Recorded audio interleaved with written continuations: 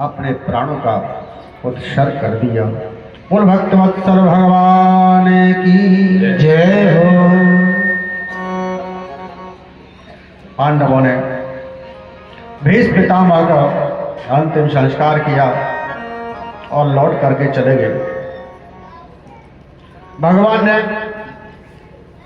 उनसे द्वारका जाने के लिए आज्ञा प्रदान की। अर्जुन भगवान को साथ लेकर के द्वारका पहुंचाने के लिए गए। वहां पर अनेक प्रकार से भगवान का और स्वागत हुआ। अब यहां पर महाराज युधिष्ठिर के पौत्र का जन्म हुआ उत्तरा के गर्भ से और मनु की पत्नी से। तो बड़ा उत्सव मनाया गया, अनेकों प्रकार के दान दिए गए। वह बालक अद्भुत है, सभा में जाता है तो परोक्ष इति परीक्षितः, सभा में जाता तो हाथ पकड़ के देखता है कि वो कौन सा है जो मुझे घर में जाकर के दर्शन दिया। ऐसा लगता है कि परीक्षा सबकी करता है,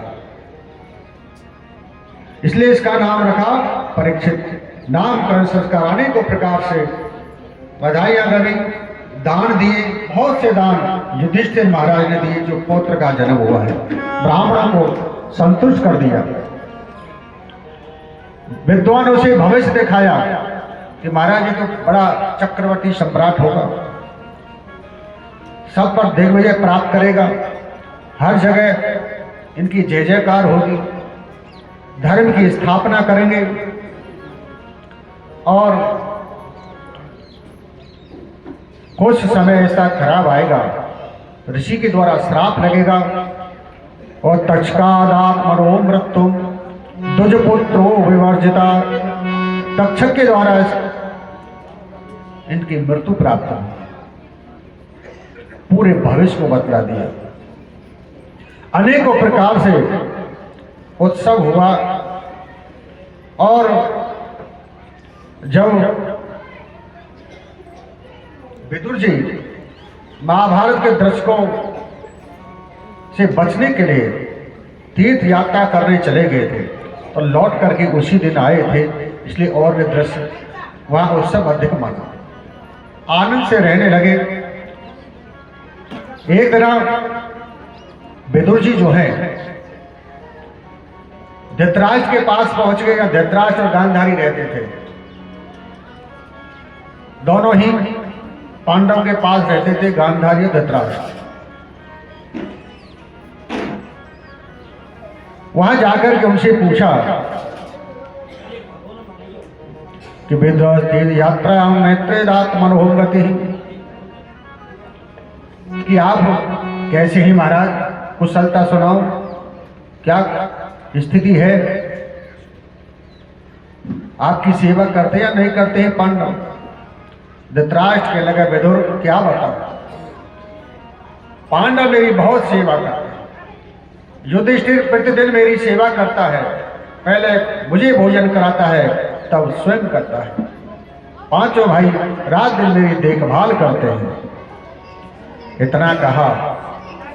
धृतराष्ट्र जब खूब प्रशंसा पांडवों की करी तो विदुर जी कहने लगे धृतराष्ट्र महाराज थोड़ी घनी शर्म है या सारी खूंटी की लटकाते हो, आपको लज्जा नहीं आती? जिन पांडवों को मारने के लिए इतने प्रयास आपने किए, षड्यंत्र रचाया गया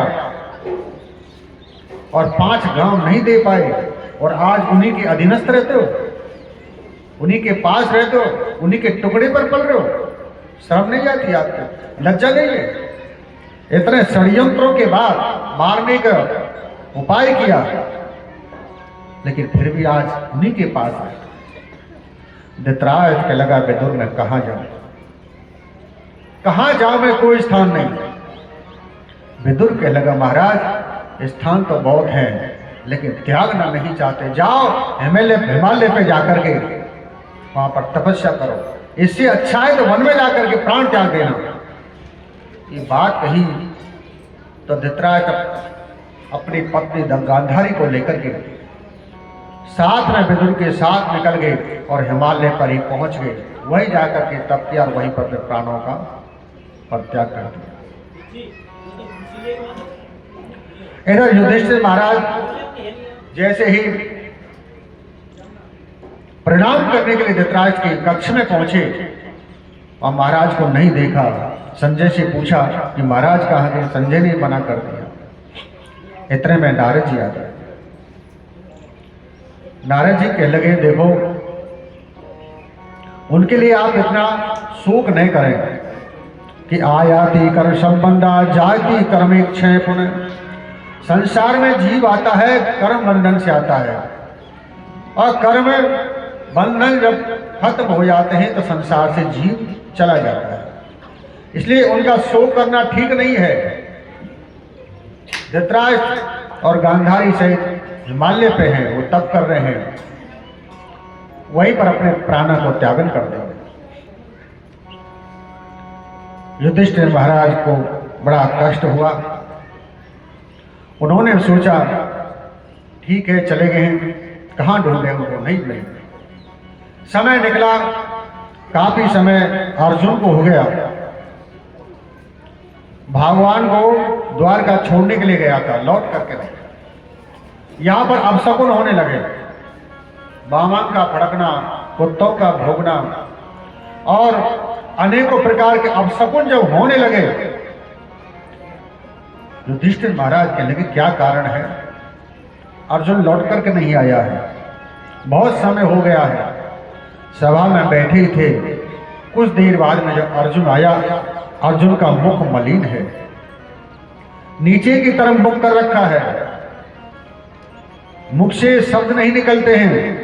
युधिष्ठिर महाराज ने पूछा, अर्जुन क्या बात है, कैसे मुख मलिन है, बोलता क्यों नहीं है, क्या कारण है? अरे कोई ब्रह्म हत्या हो गई है, या कोई बाल हत्या हो गई है, या कोई कन्या का अपराध हो चुका है, या कोई निर्दयी पर दया नहीं करी, कोई अन्याय हो चुका है, क्या कारण है?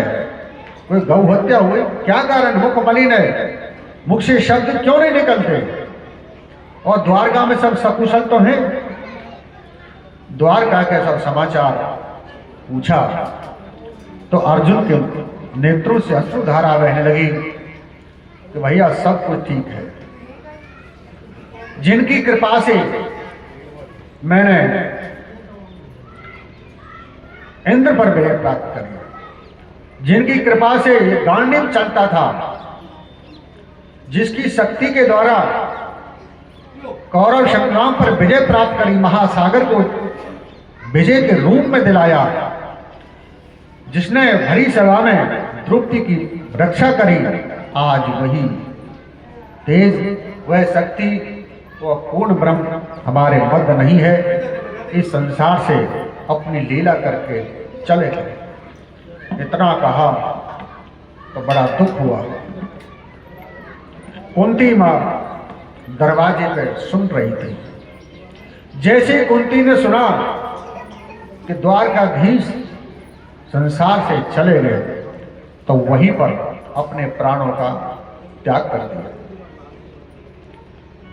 कह तो महाराज दशरथ ने प्राण त्यागे कि पुत्र नहीं है, राम नहीं है, राम नहीं तो प्राण नहीं। राम लौट करके नहीं आए तो कह तो दशरथ जी ने प्राण त्यागे। कोई एक बार नाम लेता है तो 2 बार लेता, दशरथ जी ने 6 बार राम का नाम लिया। राम राम कही राम कहो, राम राम कही राम, 6 बार लेकर प्राण त्यागा। कह कुंती ने ये सुना कि द्वारकाधीश चले गए तो जहां पर खड़ी थी वहीं पर प्राण त्यागा। ऐसा कर रहे थे तो पांडवों ने अपने पौत्र इस परीक्षित को राजगद्दी पर बिठाया, राज तिलक किया, अनेकों प्रकार का धर्म उपदेश देकर के स्वयं वन की ओर, हिमालय की ओर तपस्या करने के लिए और चले गए। वहीं पर उन्होंने तपस्या करते ही प्राण त्याग दिया। राजा परीक्षित ने अनेकों प्रकार के यज्ञ किए,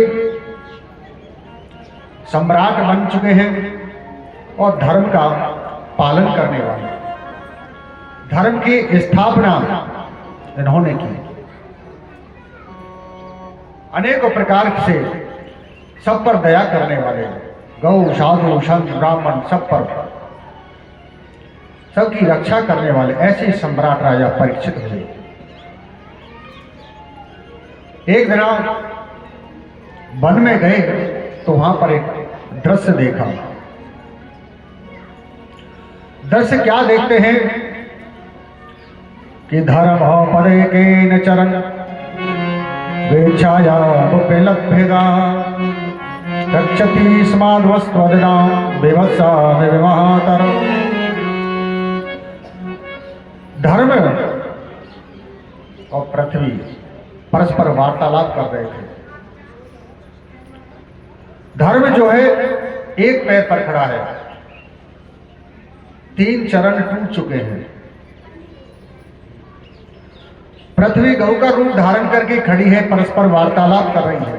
धर्म उससे कह रहा है कि देवी क्या बात है, कैसे उदास हो, क्यों आंखों से अश्रुधारा बह रही है।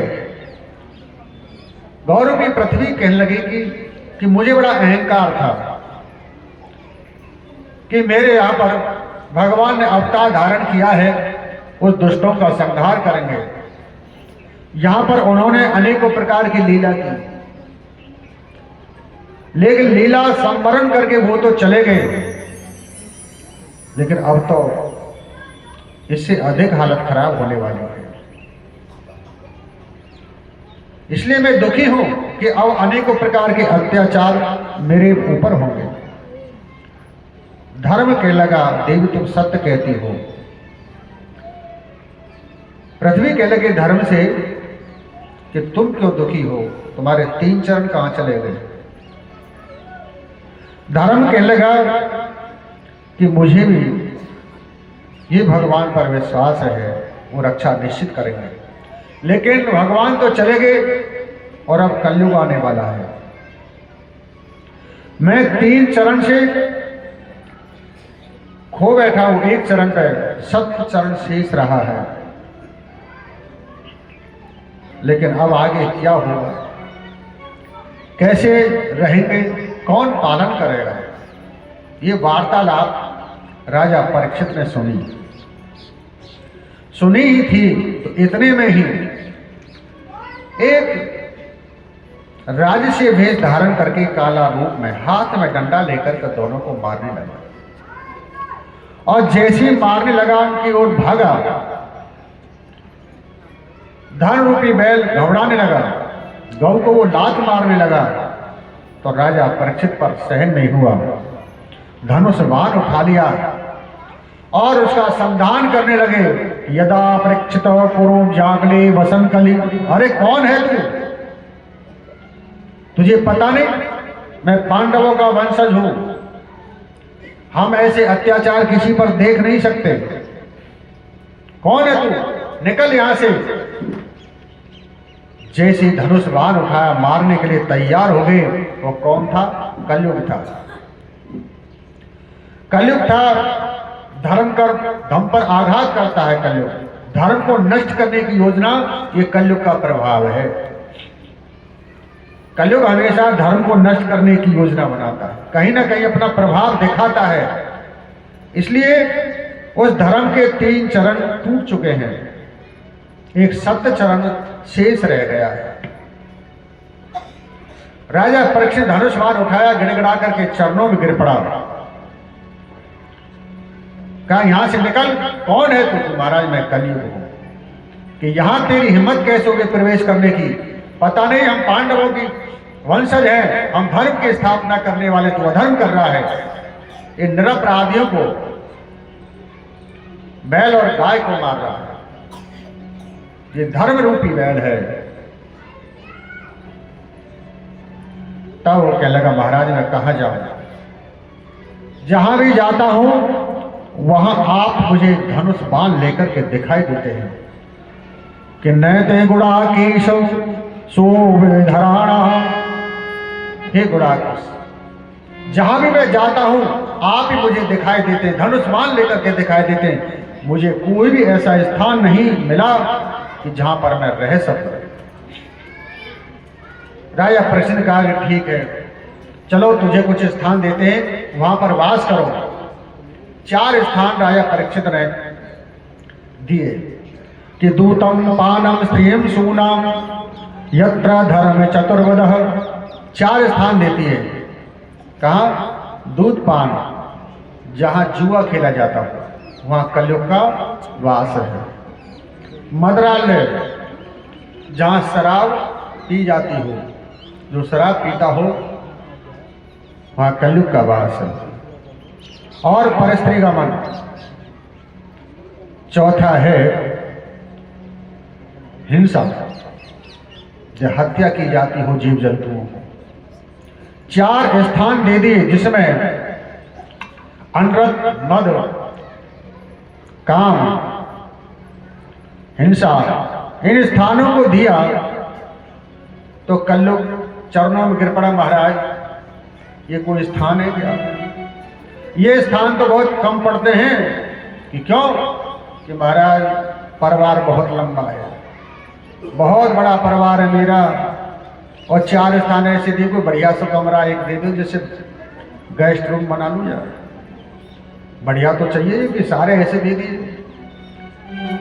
तो दे दिया स्वर्ण में, कलयुग का वास है। इन 5 स्थानों में दे दिया जहां जुआ खेला जाता हो, कलयुग का वास है। क्यों?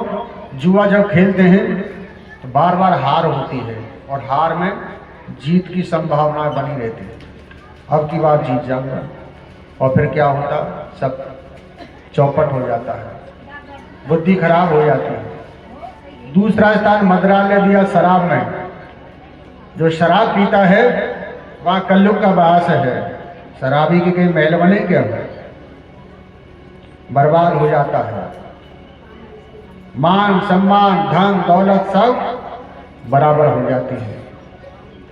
शराब में कोई गुण है क्या? लेकिन बड़े शौक से पीते ना, शौक से दिखाते और ज्यादा देखना है तो रात को नालियों में गिरते पड़ते देखते। शराबी की कोई स्थिति क्या? तो कुत्ते से बात करने लग जाए, बुद्धि पर बैठ जाता है, बुद्धि विपरीत हो जाती है मदरा पान करने से। मदरा पीने की चीज तो है, ये तो बात सही है, लेकिन किसकी है पीने की? राक्षसों की। जो धर्म से विपरीत कार्य करता हो उसको पान करने की वस्तु है। तो आप तो सभी देवता हैं, फिर क्यों ग्रहण करते हैं? हम उस धर्म पर चलने वाले हैं, सनातन धर्म का पालन करने वाले हैं, और फिर हम पिए और फिर कहते हैं महाराज 2 दिन नहीं पीता, मंगल और शनिवार। अरे 2 दिन में क्या हो रहा है?